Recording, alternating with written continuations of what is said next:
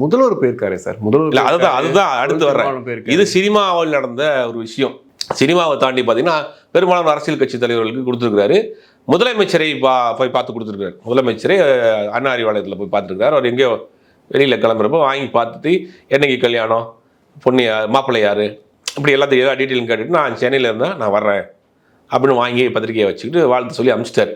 ஆக்சுவலாக அன்றைக்கி முதல் நாள் அன்றைக்கி நேற்று கல்யாணம் நடந்த அன்றைக்கி மதியானம் 3 மணி வரைக்கும் ஒரு திருச்சியில் ஏதோ ஒரு மீட்டிங் நடந்திருக்காரு. ஓகே. 3 மணிக்கு மேலே திருச்சியிலேருந்து கிளம்பி ஃப்ளைட்டில் ஏதோ ஸ்ட்ரைட்டாக அங்கேருந்து ஏர்போர்ட்லேருந்து நேர வந்திருக்கிறார். இதில் என்ன ஒரு கூட்டல் தகவல்னா, கிங்காங்கு, போண்டாமணி, சிங்கமுத்து இவங்க எல்லாம் அதிமுகவினுடைய பிரச்சார ஆட்கள். அதிமுகவில் இருக்கிறாங்க.